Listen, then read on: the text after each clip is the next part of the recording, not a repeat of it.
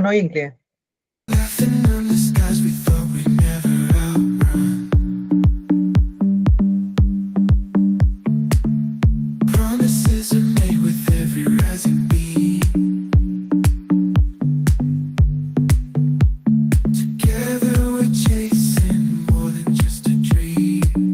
Mirë më gjesi.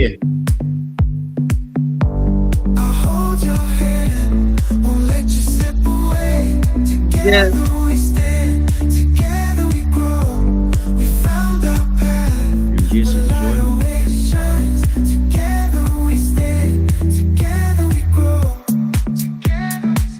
Mirë më gjesë Gjoj. Mirë më gjesë Briseida, Mirela, Zeni, Team of Real Estate. Mirë më gjesë Fabio. Mirë më gjesë dhe Sara.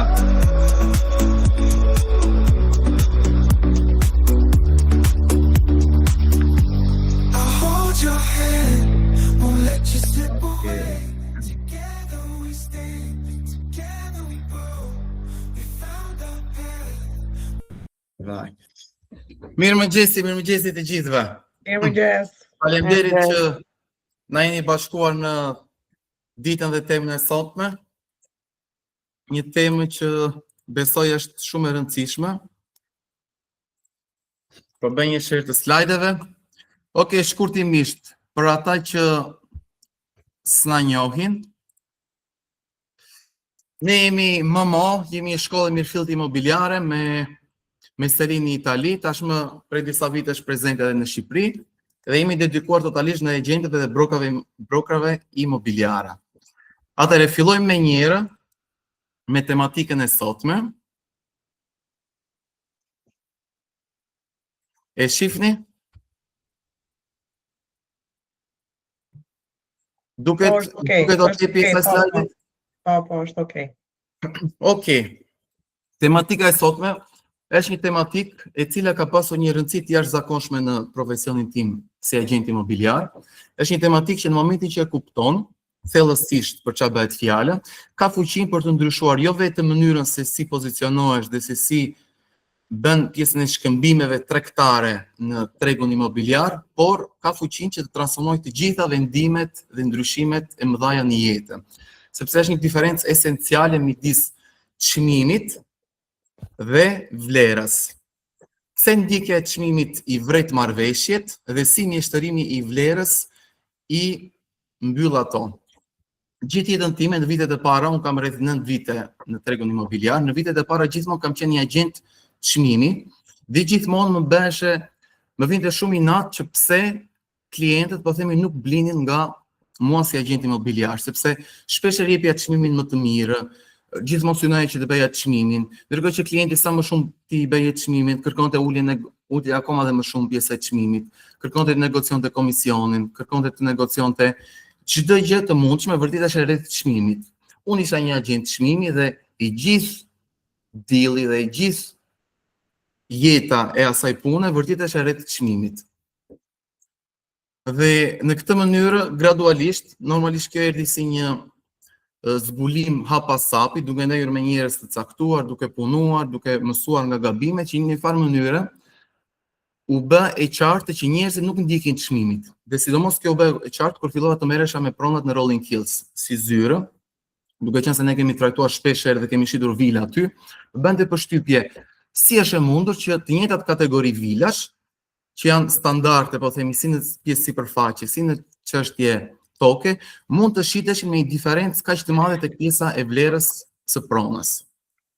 Vlera edhe 300.000 euro, 400.000 euro, 500.000 euro diferencë për të njëjtën tipologji vile, të njëjtën sipërfaqe ndërtimi dhe të njëjtën sipërfaqe toke.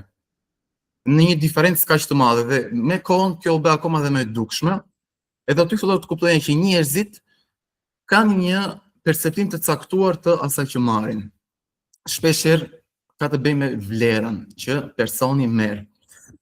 Por çfarë është vlera dhe çfarë është çmimi? Është një thënie shumë e famshme nga Warren Buffett, që thotë çmimi është ajo që paguan, ndërsa vlera është ajo që merr. por si ta përkufizojmë çfarë është vlera? Ka ndonjëri në një ide si mund ta perceptojmë, si mund ta përcaktojmë fjalën vlerë? Çfarë është vlera?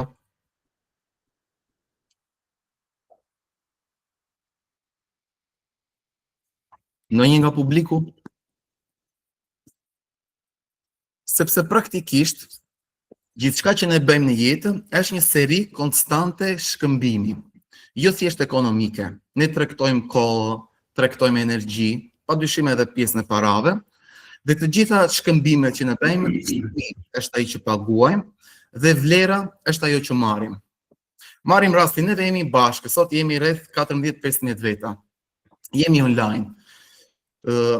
Ju me çfarë po e paguani këtë trajnim? Kush është çmimi juaj si pjesëmarrës në këtë trajnim? Koha. Bukuri. Ju po e paguani me kohë. Nuk ka vlerë monetare, po jeni duke e paguar me kohë dhe koha goxha është e shtrenjtë. Dhe çfarë jeni duke marrë nga ky trajnim? Vlerën. Vlerë. Çfarë është vlera, si mund ta përkufizojmë vlerën? Sepse kjo është shumë e rëndësishme. Kjo është një koncept jashtëzakonisht i rëndësishëm.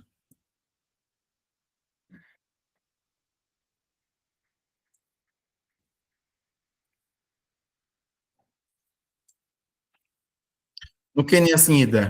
Ajo që përfitojmë, benefiti. Urdhro? Benefiti, ajo që ne përfitojmë nga ky trajnim. Benefiti. Tjetër? Ndoshta mund të jetë një përfitim i drejt për drejt ose jo, në bazë të asaj që me shkëmbim. Shumë e përgjithshme, po pata diçka më konkrete. Okej. Në një ide tjetër?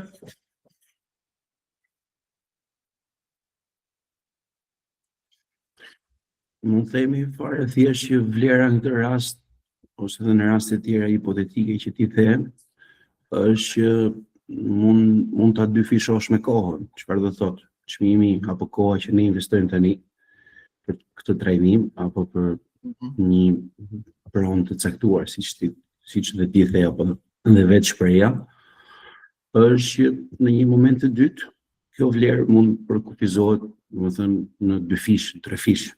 Varet që thonë se sa jeti i gatshëm ta përdorësh të vlerë apo ta shfrytëzosh. Okej. Është një formë investimi. Përkufizimi më i saktë i vlerës është një perceptim benefiti. Dhe kjo është shumë e rëndësishme fjala perceptim, sepse kjo ka të bëjë me anën subjektive të personit. Secili nga ne ka një perceptim të caktuar të vlerës që merr dhe ndryshon nga një në një tjetër. Dhe fakti që ne të gjithë kemi një perceptim krejt ndryshe gjatë gjithë kohës, është arsyeja pse kemi ekonomi dhe pse kemi lekun si një mjet shkëmbimi, sepse secili ka një perceptim të ndryshëm të vlerës dhe të shkëmbimit, sepse nëse ne do t'i vendosim të njëjtën vlerë gjithçka gjatë gjithë kohës, askush nuk do të bënte asnjë lloj shkëmbimi. Për shembull, vetë flet në një shitës dhe ti jep një çmim të lartë, i thua shitësit, sa do ta blije ti pronën tënde? Po, unë s'po them sa do blije, sa do shesësh ti, sepse ai e di që prona mund të mos vlej aq, ama ndo që të marrë më shumë. Është një të gjë ka ndodhur edhe kur flas me Blersin. Qofse Blersi fillon negocion pjesën e pronës, do një çmim më të ulët. I thua Blersit, po ti ishe sitë sa do ta shisje këtë? Tash unë ka që ka mundësinë ose thot një diçka të këtë natyre, sepse askush nuk do të jetë në anën e humbësit. Nëse secili do të kishte të njëjtën perceptim vlere, askush nuk do të ishte në anën e humbësit dhe kjo nuk do kishte transaksione. Kjo është arsye pse ekziston një botë kaq miriade me çmime kaq të ndryshme, me vlera kaq të ndryshme që prona që ne mendojmë se nuk do të shiteshin kurrë, është një derës që vjen në blek të pronën, sepse perceptojnë benefiti të caktuar të pronës. Dhe një shitës që edhe pse shetron prap nuk është i kënaqur, pavarësisht se në gjykimin tonë si agjent ishte vlera maksimale e tregut. Ju ka ndodhur kjo?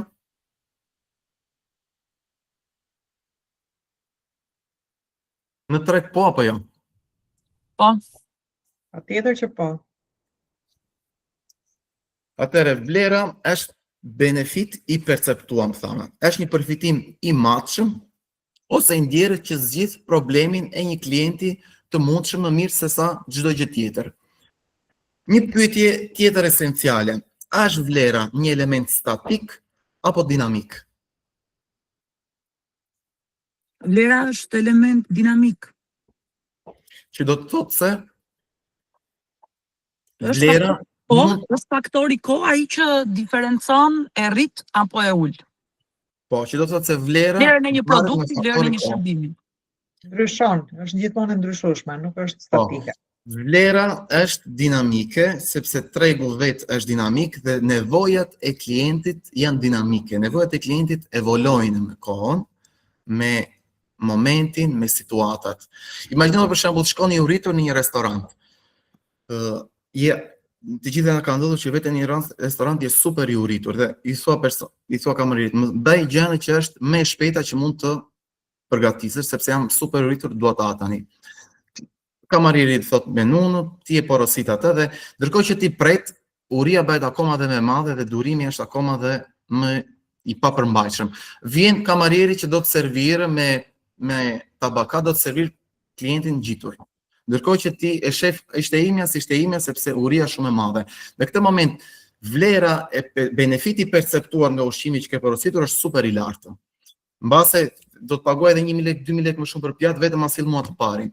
Në momentin që ke mbaruar ushqimin, që ke ngrënë një vakt super të rëndë, që je praktikisht nuk lëviz dot më, aq shumë i uritur ishe dhe aq shumë ke ngrënë, vjen një moment që as nuk do të shohësh ushqim. Nga ky moment, më njëherë sapo ke ngrënë vaktin, në momentin që vazhdon kamariri me të njëjtën gjë do të servir tavolinë tjetër që ka ardhur pas teje. Si është benefiti perceptuar nga ushqimi, edhe pse mund të jetë vakti jot më i preferuar. Thua nuk dua të shoh më, po më vjen për të vjella. Do thotë që benefiti perceptuar varet nga koha. Koha është një element dinamik dhe benefiti që klienti mund të perceptojë për pronën varet nga koha. Dhe çdo gjë tjetër, sepse po flasim për parimet që aplikohen kudo në përditshmëri. Jemi të qartë deri këtu, kemi një pyetje? Jo, në rregull. Vlera jeton në mendjen tonë, në mendjen e klientit dhe përshtatet me situatën dhe emocionet që klienti kalon. Vlera mund të rritet ose mund të ulet me problemet aktuale të klientit. Të mjeshtërosh vlerën, pse është e rëndësishme dhe si të arrim atë? Mjeshtrimi i vlerës do të thotë ndryshimi i një lloj përqasje, një lloj mindseti dhe mënyrës së të menduarit dhe kalimi nga shitja e një çmimi, e një komoditeti, e një malli në shitjen e një transformimi, duke kuptuar thellësisht se çfarë ka vlerë për personin që ne po flasim përballa. Sepse ndodh ti ke një pronë për shitje dhe dy klientë, një klient është prona e jetës, prona ideale e jetës dhe është i gatshëm të paguaj pa negociuar me komision të plotë, është i gatshëm të jetë i pari, të lërë ka parë, dhe një klient tjetër është në totalisht një pozicion ndryshe. E vetme gjë që ndryshon është mënyra se si personi ka një përqasje të benefitit të perceptuar në një pronë e caktuar. Kështu që shpeshherë nuk është prona problemi, por është klienti i duhur për pronën. Prandaj shpeshherë kur marr një pronë për shitje them kush është klienti ideal për të lloj prone? Kush është klienti i cili do ta vlerësoj pronën për vlerën që ka në treg? Sepse vlera e pronës varet nga nevojat dhe allet dhe ëndrat që mund të plotësoj të klientit që kemi përballë.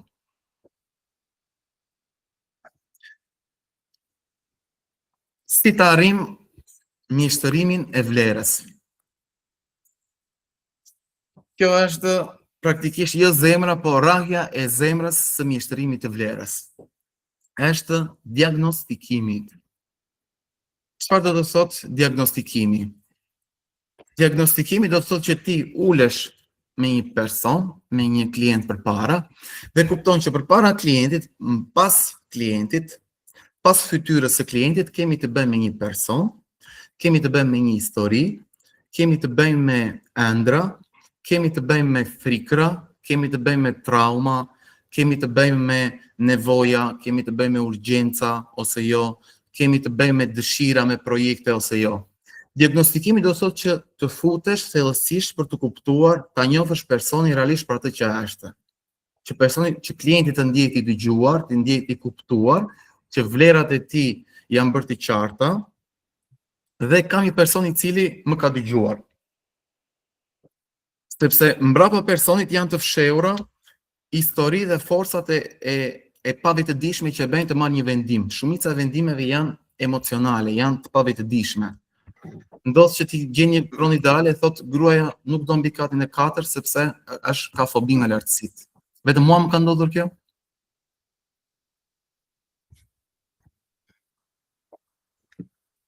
Jo lartësi sepse kemi fobike, ndërkohë që ajo mund të jetë prona e ëndrës.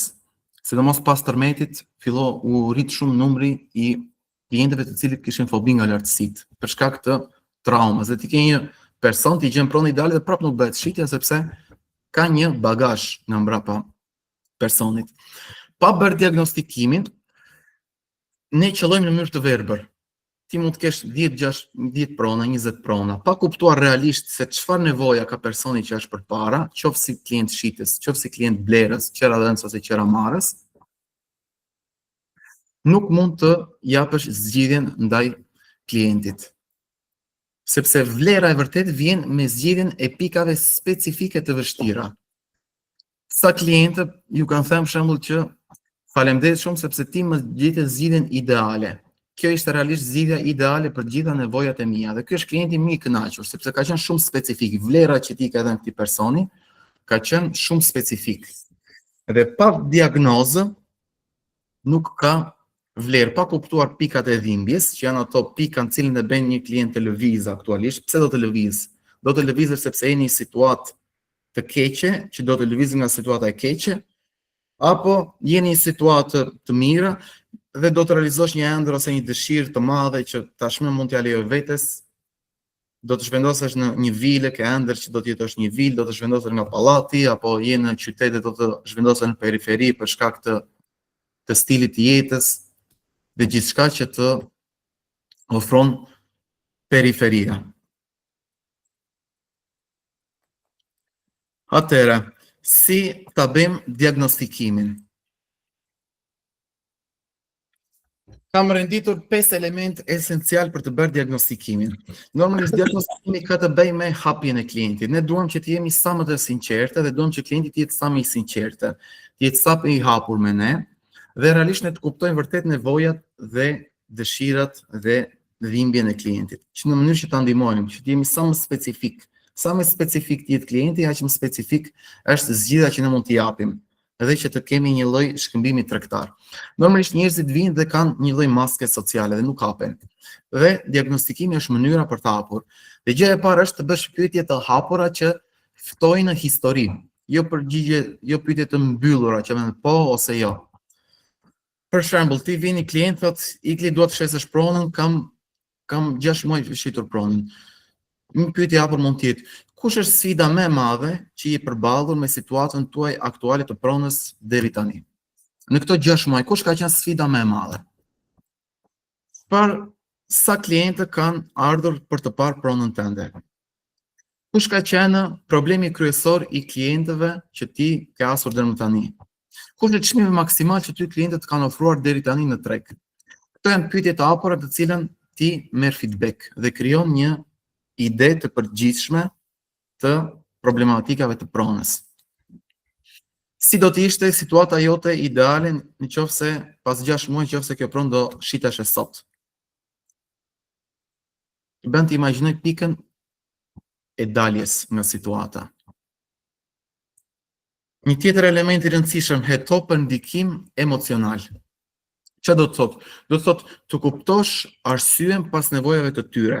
Sepse nëse një klient, siç ka rastin për shembull Blerina ka një pronë, i cili do të blerë një pronë në Itali dhe ka një timeline të blerjes së kësaj prone në Itali. Dhe ndërkohë për të blerë një pronë në Itali duhet të shes një pronë në Shqipëri. E vetmja nevojë pse një klient i tillë do të shes pronën në Shqipëri as që të blerë pronën në Itali. Mirë, prona në Itali ka një timeline. Nëse ky person nuk e ka këtë timeline-in, prona në Shqipëri nuk shitet. Kështu që nevoja vërtet pse ky po e shet pronën është që të blerë pronën në Itali.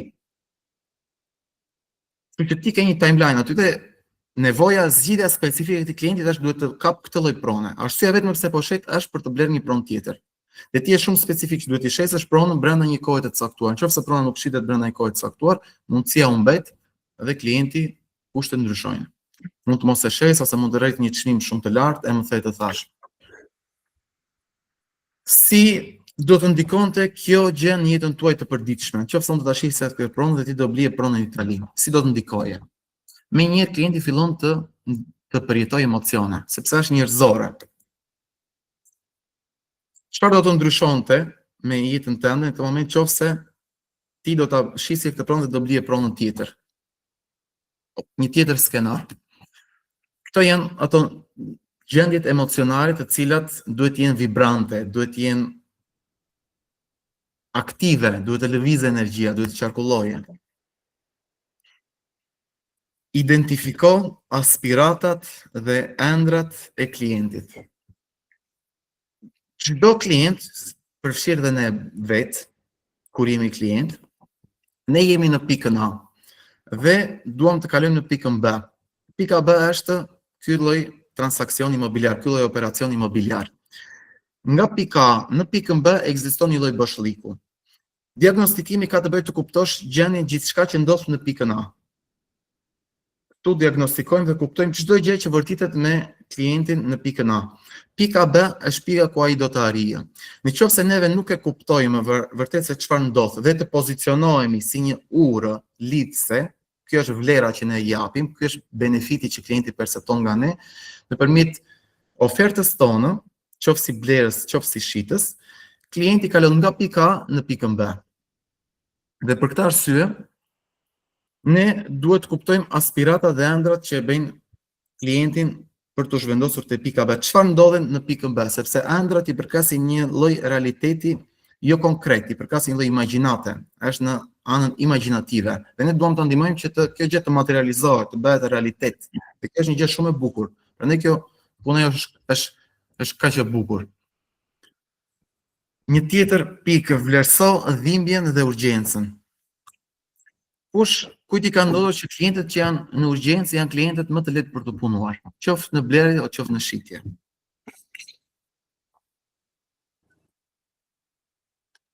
Mua, për shembull, kam pranuar që të ulin çmimin.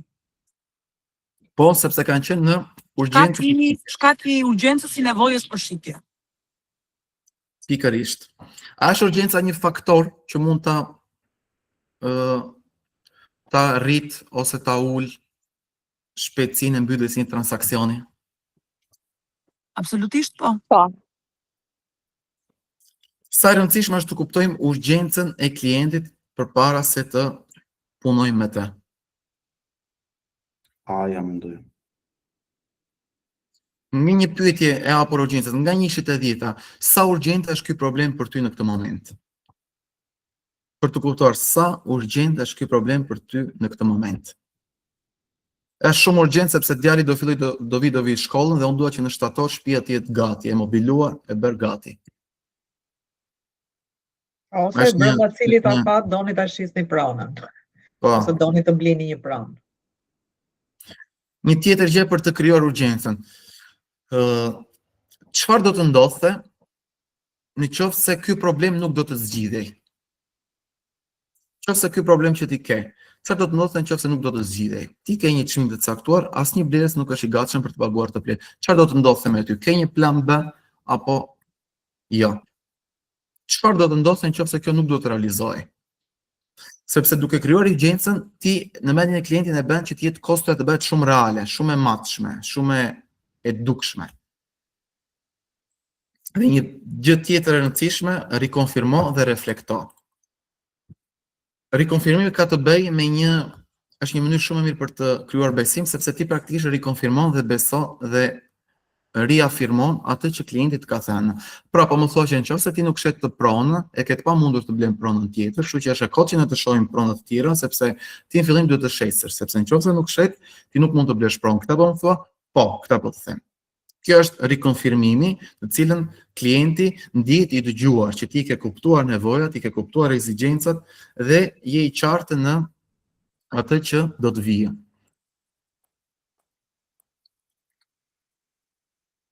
Kurthi i çmimit. Vendi ku vdesin shumica e marrëveshjeve. Ndjekja e çmimit tërheq blerësit e gabuar, ku mbet pozicionimi dhe besueshmërinë.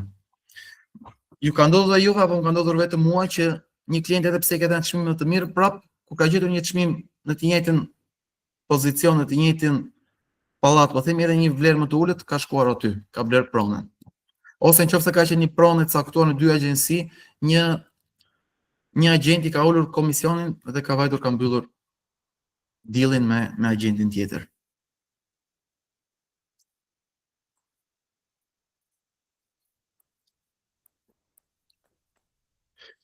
Shkurtimisht kam vënë disa elemente shumë të rëndësishme për të komunikuar vlerën, sepse vlera nuk është një gjë që thuhet, vlera është një gjë që ndjehet dhe është një gjë që perceptohet.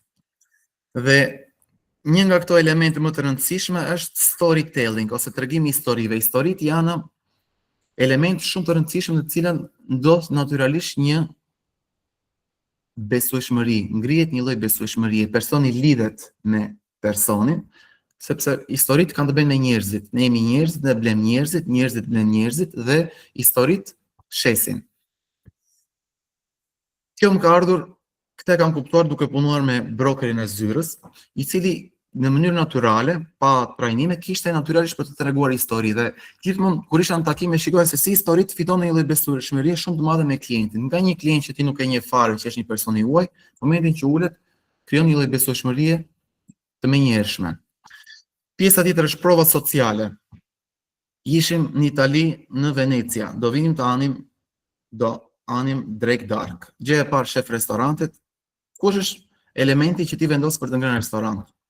Me një review. Review-t janë vetmi element që ti vendos të hash në Google Maps në një vend të huaj. Prova sociale është elementi esencial që të fitosh besueshmërinë të menjëhershme, të fitosh shpejtësi në mënyrën se si e merr besueshmërinë. Dhe është shumë e rëndësishme që provat sociale t'i ndajmë, t'i postojmë në faqet tona. Nëse ke një klient që nuk e njeh, përpara se të lësh takimin, mund t'i çosh një provë sociale që ti ke pasur 3, 4, 5 prova sociale, në mënyrë që përpara se ti të ulesh, gjatë jetës ti të parakualifikuar, që ti të dukesh një person i besueshëm. Demonstro ROI COI, thamë ROI Return of Investment dhe COI Cost of Inaction. Në momentin që ti i vendos klientit e urgjencën ja bën të dukshme, klienti shoh kush është kosta e mosveprimit, mos mbylljes së kësaj gjëje, ose rikthimi i investimit nga ana tjetër. Plani i veprimit. Diagnostiko përpara se të prezantosh. Gjithmonë përpara se të ulemi me klientin dhe diskutojmë për pronën, përpara se të prezantosh një ofertë, t'i japësh blerësit një ofertë, t'i prezantosh një blerës një shitsi, diagnostiko përpara se të prezantosh një ëndrat e klientit, një frikën, një dhimbje, situatën, kush është arsyeja kryesore. Kjo është harta për të krijuar vlerë, për t'i dhënë vlerë.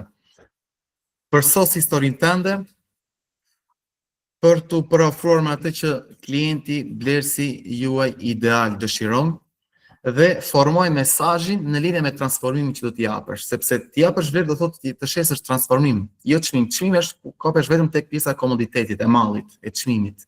Vlera ka të bëjë me transformimin, ka të bëjë me kalimin nga pika A në pikën B. Dhe ndërto provat sociale në mënyrë të vazhdueshme.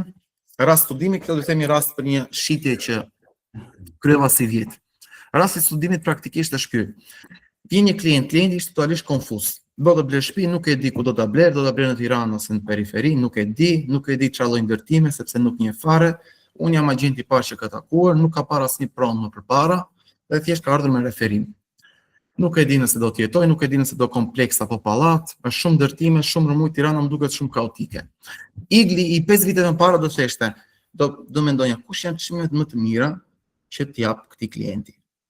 Dhe me një do t'i afroja, kam këtë që kam çmimin më të mirë, direkt do vinja te çmimi. Kështu kam vepruar vitën përpara. Sepse ka ardhur me referim dhe do të bëj figurë të mirë, kështu që do jap çmimin më të mirë. Sot operoj ndryshe, në këtë rast operova ndryshe. Në këtë rast operova, kuptova, sepse në momentin që klienti ka mungesë qartësie, është një mungesë konfuz, është një mungesë qartësie rreth identitetit dhe dëshirës që ka. Çdo kush nga ne ka një lloj identiteti. Kështu që për të bërë këtë, për të krijuar qartësi, duhet të marrësh rolin e ekspertit dhe të udhëhiqesh me pyetje të fuqishme diagnostikuese. Pyetjet e mia ishin: më ndihmo të kuptoj, thash, si do të dukesh dita jote ideale duke jetuar në shtëpinë tënde të ardhshme. Ma përshkruaj kush do ishte dita jote ideale në shtëpinë tënde të ardhshme. Çfarë është e rëndësishme për ty për mënyrën se si ti e ke ndërtuar jetën tënde dhe çfarë dëshiron të arrish? Nëse do të jetoje jetën ideale, çfarë do të thoshin njerëzit për ty? Si do ta përshkruanin shtëpinë dhe stilin tënd të jetesës? Edhe personi fillon krijon një imazh dhe fillon flet. Unë dua që në të ardhmen doj me fëmijë, dua të kem mundësish në një kopësh në mënyrë që fëmijët të luajnë. Okej, domethënë që një shtëpi me një palacinë, me një vilë ose palacinë me tokë mund të ishte një diçka ideale. Gjithashtu tjetër tha, unë vdes për perëndimet. Është ëndra ime perëndimet. Që një pronë me orientim perëndim do të ishte prona ideale, sepse është transformimi, është ëndra e klientit që realizohet. Cili stil jetese të ofron më shumë me atë që dëshiron të bësh, jo thjesht çfarë është komode tash, por atë që ti realizon të realizosh në të ardhmen. Imagjino sikur ti ke realizuar në të ardhmen, çfarë të ofron më shumë me këtë jetën tënde të ardhmes, cila pronë të ofron më shumë. Dhe çfarë është e panegociueshme në përditshmërinë tënde që kjo pronë duhet të mbështesë. Më thoj një diçka që, okay, nuk e di çfarë do, po më thoj çfarë është ajo gjë që ti pak të gjë nuk do futesh në asnjë lloj negociate. Dhe pastaj klienti krijon një lloj qartësie. Në momentin që është diagnostikuar, unë i referova një pronë dhe prona e parë që unë referova prona ushit. Imagjino sa e thjeshtë, nga ajo që imagjino sa prona, sa komplekse ka Tirana, sa prona mund të gjesh me kolegë, me clearing, më thënë thash të futesh në një qorsokaku, vetëm duke mos kuptuar, duke mos diagnostikuar realisht klienti që do, dhe sa më e thjeshtë është duke kuptuar realisht specifikat e klientit dhe t'i japësh specifikën tënde. Qofse unë do isha një brez, doja shumë që një klient, një agent të më diagnostikon dhe të kupton dhe vërtet, për edhe mund mos u mjako dhe të kupton dhe vërtet kush janë nevojat e mia. Unë kam shumë të qartë se çfarë unë dua të bëj dhe çfarë jetese dua të jetoj. Por edhe nëse nuk jam i qartë, do doja që klienti të më pyeste, që me pyetjet unë të fitoj një lloj qartësie, sepse edhe kjo është një vlerë e shtuar. Jemi të qartë, kemi një pyetje?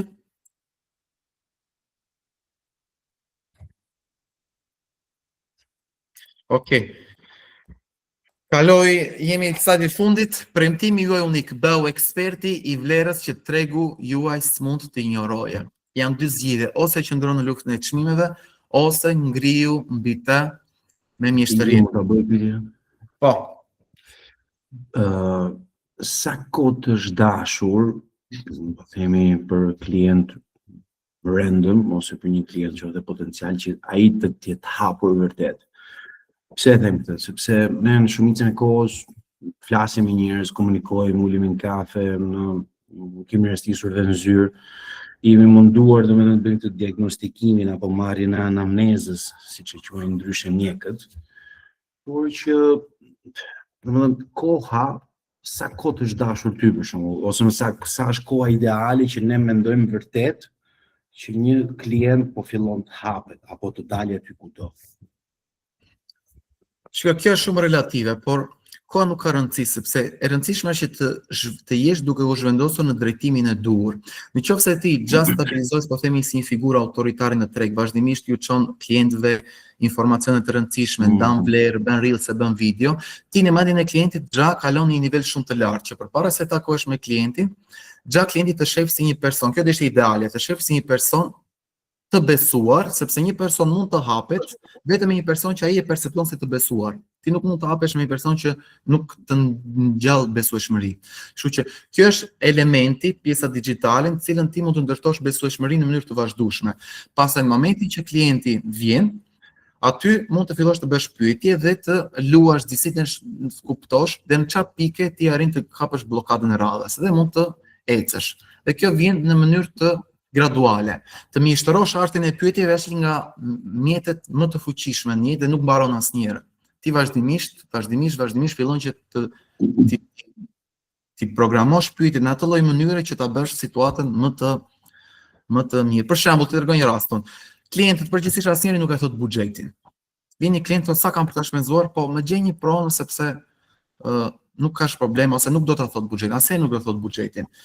Dhe ndërkohë që ti e ke kuptuar që klienti e ke kuptuar pronën ideale që po kërkon klienti. Okej, tha, nëse të gjej një pronë në këtë lloj zone, sepse kam një pronë të caktuar të kësaj lloj prone. Kjo pronë vërtitet nga 300 deri në 350.000 euro. Ky është një buxhet për ty? Po jo, unë maksimumi kam 250 thot. Okej, vetëm mënyrën se si e dizenjove pyetjen, direkt ta tha pronën, sepse u përball me një diçka reale. Kjo është një mënyrë që ti mund të kuptosh tjetër edhe në çfarë pike, se unë realisht dua të ndihmoj, nuk dua të të çoj pronat që janë jashtë buxhetit tënd. Dhe është shumë e rëndësishme fitimi i besueshmërisë dhe diagnostikimi. Ajo që do shtoja unë është edhe cilësia e pyetjeve. Pra sa cilësore janë pyetjet që ne bëjmë për të kuptuar pastaj klientin, që është një nga faktorët kryesorë që e tha dhe Igli, domethënë që është mjeshtëri të bësh dhe pyetje. Shpeshherë ne nuk jemi aq të aftë sa të bëjmë pyetje të duhura klientëve që t'i kuptojmë klientët. Kështu që varet shumë edhe nga cilësia e pyetjeve që bëjmë. Okej, nëse kemi një pyetje tjetër, sepse koha ka kaluar.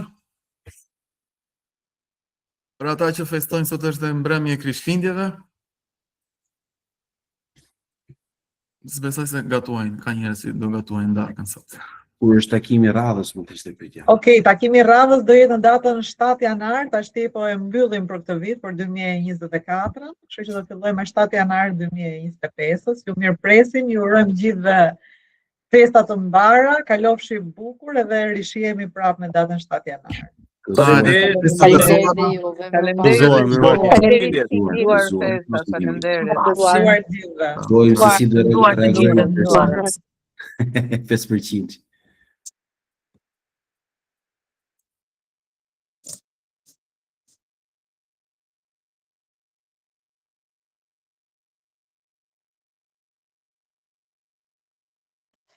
I wish you a Merry Christmas.